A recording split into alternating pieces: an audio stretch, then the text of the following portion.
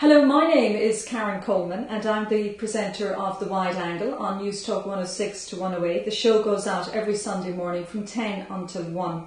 And last Sunday, during our review of the newspapers on the show, we looked at the findings of a poll that had been taken by the Sunday Independent. And it looked at the two by-election constituencies, the Dublin Central one and the Dublin South. And the polls showed that for Dublin South, George Lee, the Fine Gael candidate, was well ahead of his political opponents. And also in Dublin Central, Paschal Donoghue, the Fine Gael candidate there, was also ahead. Well, Fianna Fáil got very annoyed at our discussion and they rang us up and they said the programme was unbalanced and we should have had a Fianna Fáil person on. So we said, OK, put somebody on and let's discuss the findings of the poll. Well, they put the junior minister, Conor Lenihan, onto us. And now what you're going to hear is a recording of the interview I did with Conor Lenihan last Sunday morning. The Wide Angle with Karen Coleman on News Talk 106 to 108. What was the problem during the reviews and newspapers that you wanted to respond to?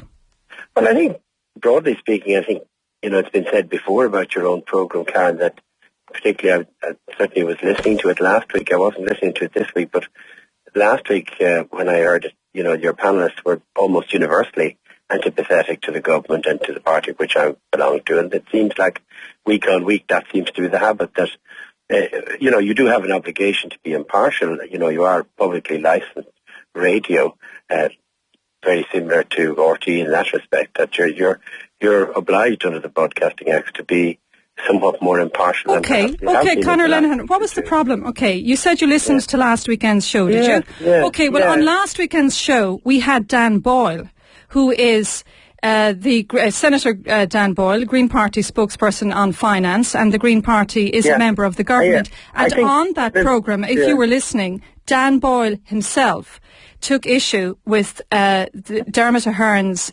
decision to introduce a blasphemy law. Now, that did not come from me. It didn't come from the other panellists. That came from Dan Boyle. So surely the problem you might have is with members of your own coalition. No, I think the point I was making, Karen, is that sometimes in the construction, balance in media and journalism doesn't just require the programme makers to, pick people and say that's it. There's an obligation when you have a panel to be, if you like, constructed in such a way that it is balanced. And quite clearly, in a number of occasions, your programme isn't balanced. Can you point out how it wasn't balanced this morning, for example? Because you see, it is a paper. No, but Conor Lenihan, it is a paper review. The hour you're referring to, and this morning the lead story in the Sunday Independent is taken from a poll that shows that Fine Gael are set to win both by-election seats. Now, that's not me being selective. That is the lead story in one of the most influential newspapers in this country. And are you suggesting that to keep Fianna Fáil on board, we should not refer to that story?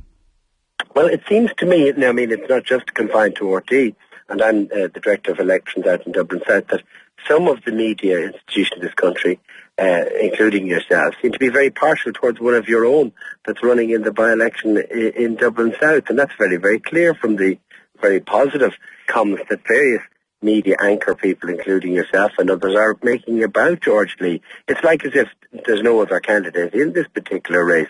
And, it's very obvious to the public. I mean, the public are saying it to us on the doorstep that, why is it that the media are going overboard about one particular candidate? I mean, the opinion poll with regard to Dublin South doesn't surprise me. Few other candidates in the field, including Alex White, the Labour Party candidate, and my own candidate, Shea Brennan, none of them have got anything like the kind of coverage that George Lee has got. Okay, so Conor Lenihan, do you not think that perhaps the enthusiasm for George Lee has more to do with the fact that people feel he is a much smarter, a much more informed and a much more dynamic contributor to Irish politics than perhaps many of the people sitting in Dáil Éireann or those going forward? I mean, if you look at the Sunday Independent poll this morning, George Lee has 49% support in the poll and your candidate, Shea Brennan, only polls at 9%. Well, Karen, analyse what you just said. I mean, I think really you should take a kind of rain check yourself now at this stage. You said he's much more dynamic than anybody else who's I said perhaps that's how he is being perceived. No, but that's what you actually believe. It's not surprising you live in the same kind of goldfish bowl as George Lee. I mean, you've just said, if you just play back what you said. You said that he's probably the most dynamic person around. No, clearly you have a problem listening actually properly, Conor Lenihan. Do you want me to tell you what I said? Would you like me to clarify your misperception of what I said? You see, this is typical, what would be the point in going on your programme? I mean, I'm here to make a point, to maybe perhaps introduce some element of balance to your programme, but you're clearly not a balanced person in terms of how you look at my party, how you look at people in the Dáil, how you look at candidates, or weigh up or assess the merits of one candidate over the other. Alex White, Seamus Brennan, these had huge contribution on the ground and been politically active for years, but you feel you should overlook that almost entirely. Okay, so you just want to turn this totally into a personal attack on me. What about the people who were polled by the Sunday Independent? What about them? Would you say the same thing about them?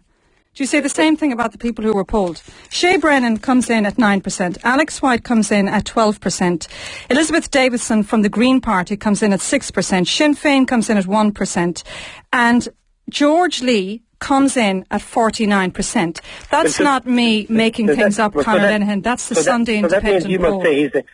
That means you must say, of course, being an independent journalist, that he's the most dynamic person, far more dynamic than anybody else in Leinster House. I mean, you don't listen. This is the problem, because you didn't listen to what I said. Okay.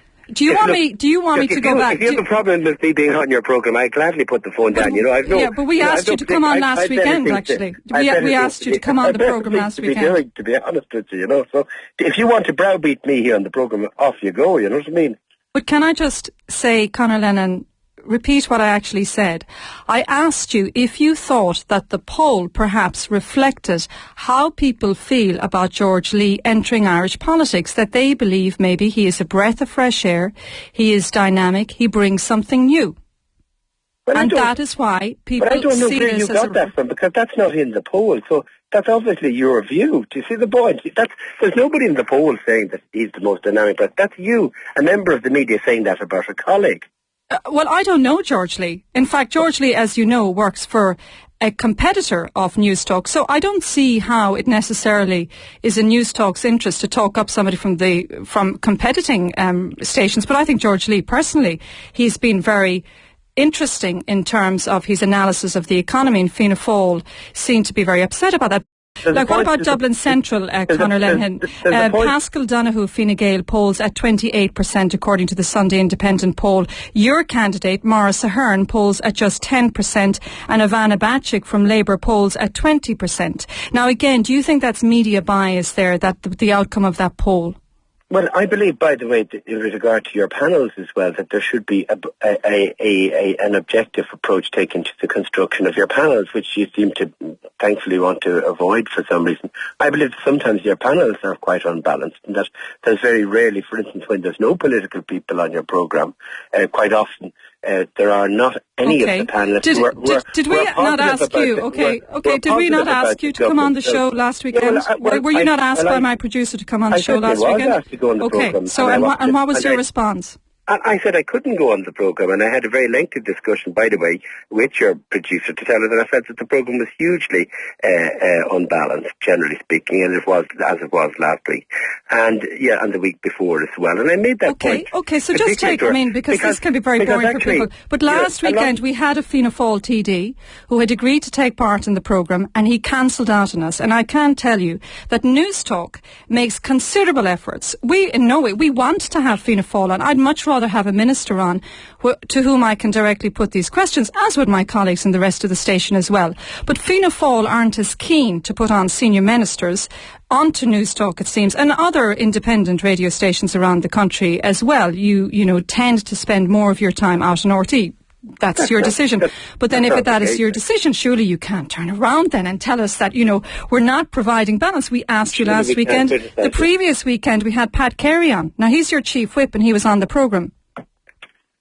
But anyway, we can't criticise you, but obviously we won't agree on this today. I'm going to go off and canvass now in the Dublin South by-election. Thanks, Karen, for at least giving me the chance to put forward our view and our sense that actually your station is grossly unfair and quite biased against us. So, I'm delighted that you gave us the opportunity, and I don't look forward with any great optimism to the future, given the fact that you spend most of the time hectoring me and claiming you're not biased. Good luck now. Take care. Bye-bye.